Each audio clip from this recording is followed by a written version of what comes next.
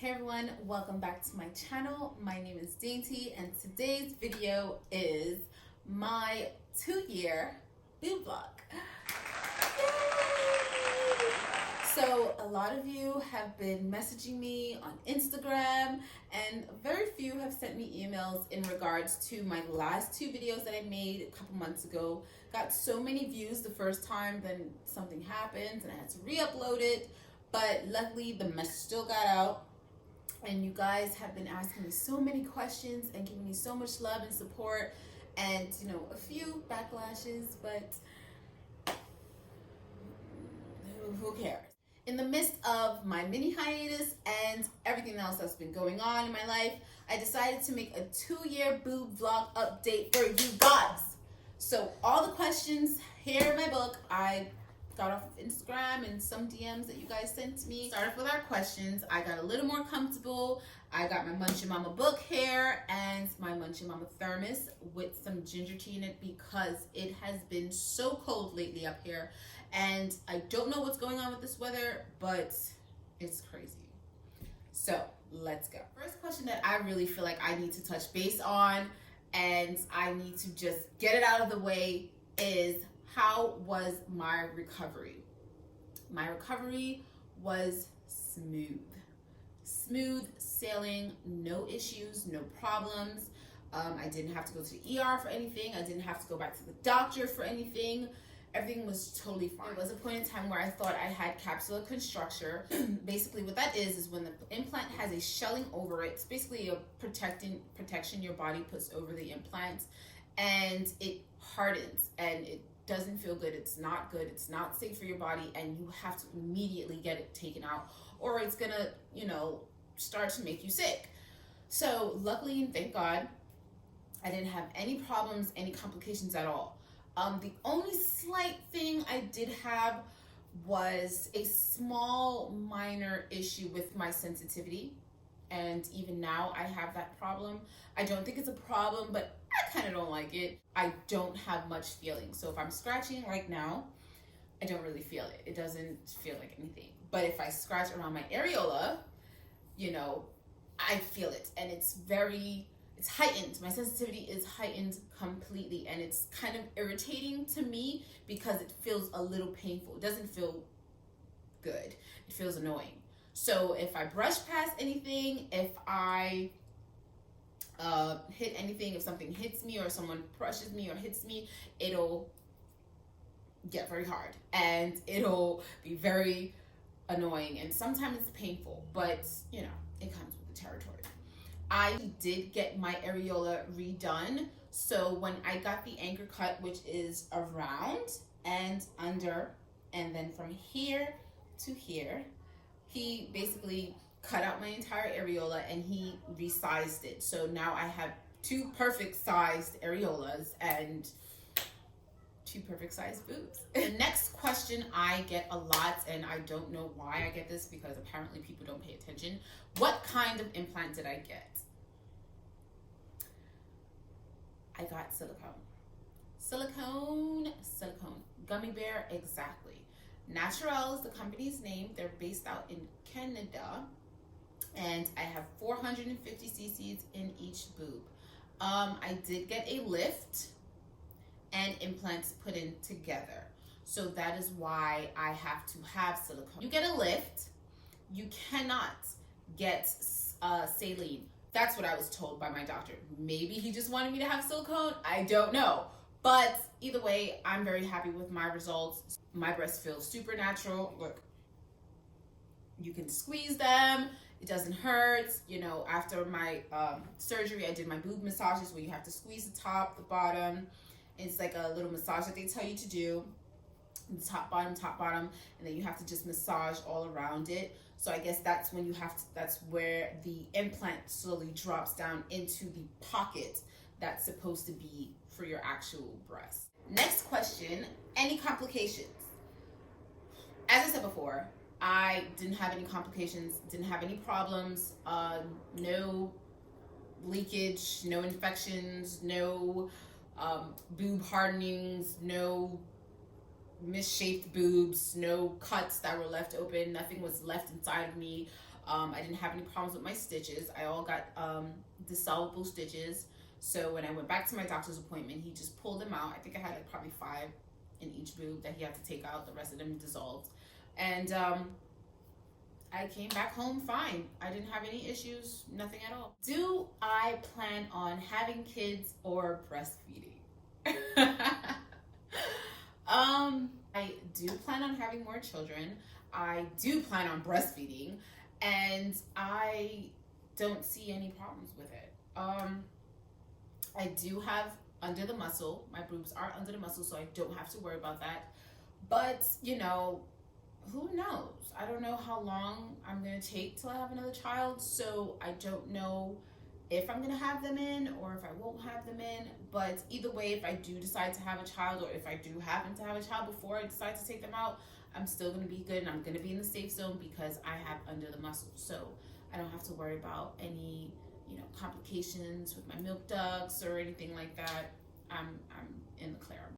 How long have you had your implants? I've had my implants for exactly 2 years.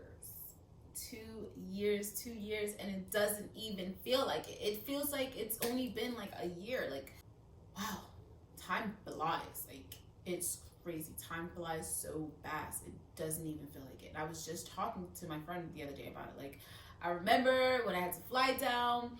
I remember, you know, I actually have good memory. Like, I remember going into the clinic. I remember woke up from my surgery. Literally, I remember just waking up, and I remember looking at the bed, and I remember there was so much blood on the bed. It was like, whoa, what is going on? I remember being told to sit in the wheelchair and being wheeled out of the operating room into the waiting room that they set up for you. I remember, you know, I remember the nurse putting on my training bra for me. I remember looking at my chest like, what just happened? And it was so hard. I remember being driven to my hotel. I remember, you know, looking at my chest. I remember everything, you know, and up to this very day, I thank God for letting me wake up on that bed, because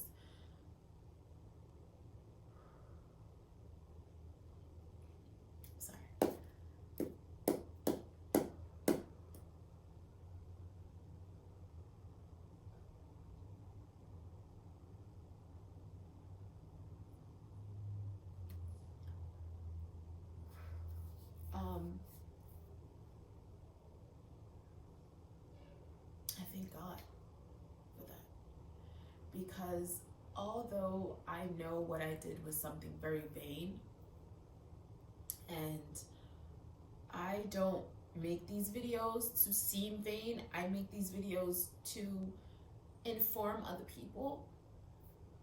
I never thought that I would reach so many people, and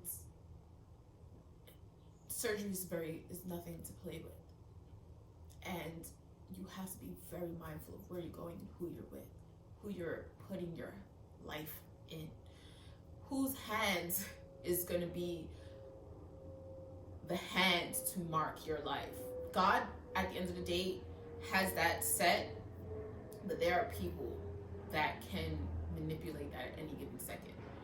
And I knock wood, and I thank God for letting me wake up on that bed, because there are some women who have so much excitement, and you know, they tell so many people, and people get ready, expected to see them with their new body, and they come home. Some of them never make it out that room.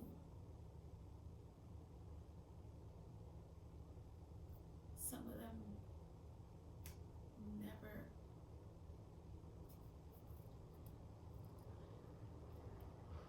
Some of them never make it to their family again. And I don't put this on blame to say, well, it's the places that you go, whether it's in Dominican Republic, Colombia, Miami, Florida, well, it's the same place, California, Canada, wherever you go, it does not matter. And I honestly feel to say it doesn't even matter on the qualifications and the certifications that a doctor has or whatever it is. It's just that mark. That mark. When it's your time in that book to go, it's your time. It's just unfortunate on the circumstance. But I thank God for that day that I woke up in that room. And I have such vivid memories of everything from before my anesthesia to waking up from my anesthesia to this very day. You know, I thank God for my best friend that was there with me. I thank God for my boyfriend that he was very supportive. And I am a strong believer on energy and blessings and cursings. And I feel like some things that are very personal to you and very strong that you really have your mind set on, you have to be careful who you open up and talk about. With my surgery, I didn't tell much people. I would say a handful, literally a handful of people knew. And out of that handful of people, probably like 3 of them knew a week, or not even a week, probably a couple days before I was actually going to fly down. Because I just felt like this is something personal to me. Of course, my boyfriend was like, he was first to know about everything, because that's the energy that he reciprocated with me. He was just always for everything. Very supportive, very never ever negative, never just second guessing things. And I feel like when people second guess things, you already put that fear in it, and the fear is already there, and now it's going to linger and grow into something big. He never made me think twice about what I wanted to do. And I'm just so thankful for everything, everyone. And I've spoke to a couple doctors in, I'm not gonna lie, in Dominican Republic. I was thinking about going to California. There's a young lady that is very popular, and she went to a doctor in New York, and I asked about the doctor. I didn't feel it with him. There's another young lady that's very popular, both on YouTube, and I've contacted both of them. And one of them did her doctor was in Detroit or so. I didn't feel comfortable with him either. There was another doctor in Canada. And it's like all these doctors all over the place, they're so great. They're so, you know, they got all these awards and stuff. I just didn't feel it. But with my doctor, I felt it. I felt that comfort with him. And that is why I speak so highly of him. So, you know, I know there's people out there with mixed reviews. Oh, he didn't do a good job, or like this, whatever. You know, we're all human at the end of the day. Me, as my profession, my career, and my dream and my passion as a chef, there are plates that I do and they don't look good. There are dishes that I do, they don't taste good. But that's just us. You know, my work and my vision is food. His work and vision is, and art is human bodies. It's just at some point it kind of sucks, because there's going to be a little bit of modifications and, you know, mess ups here and there, but we all can fix it. And that's the beauty of being in your purpose and being in what you truly love. What, you know, of course you're not going to perfect everything you do. There's going to be some fuck ups, but then you work to get better, you know? So that was a moment I just had. Wow, that was a moment. Carrying on. Oh wow, this goes perfect with my next question. Wow, that's so weird. What advice will you give to someone who wants to have surgery but can't afford as of yet? Like I just said, you know, take your time. Take your time. Do not rush. If you're meant to have it at that very moment, at that very year, month, whenever, then you do it. If not, don't force it. Don't force it. Just wait. You know, I apply my surgery so much to my life. And when I'm going to explain. The motivation and the vision and the push and the drive I had to making sure I'm going to have the surgery, I'm going to get it done, I'm going to get my boobs done, listen, anyone that knows me knows how annoying I was with, I'm going to get my boobs done, I'm going to get it done, I'm going to get it done, because it's something that I so much wanted. And I so much strongly believe in your words have power, okay? My son is a walking, breathing example of that. I spoke my son into existence many years before I even knew about getting pregnant or having a child. My son's father and I were together, and I gave my son his name, and I said, whenever we have a child, we're going to name him that. 3-4 years later, my son came about. I breastfed, did what I had to do. A year or two after my son, actually no, before I had my son, I said I want to get them done. And he said to me, just wait until you have a child and just do it. I had my son, and I was okay, you know, I'm going to wait till he's a little older and do my boobs. And I waited till he was about 3, and I did them. And I never regretted it. I never regretted it. So if I put so much energy into, I'm going to get my boobs done, I'm going to do that. Anything else that I so much put my mind to, I'm going to get it done. I said to myself, I want to be a chef. I want to, you know, make art. I want my food to not only seem appealing, I don't not only want it to look beautiful, but I want it to taste good, and I want it to actually be good for your soul and for your body. And that is why I decided to change my walk from being a regular cook or chef into a vegan chef, a specialty chef, because there's so many people that's walking around with so many diseases and ailments and all these craziness, and they don't know it's coming from the food that they eat. So I chose to stick in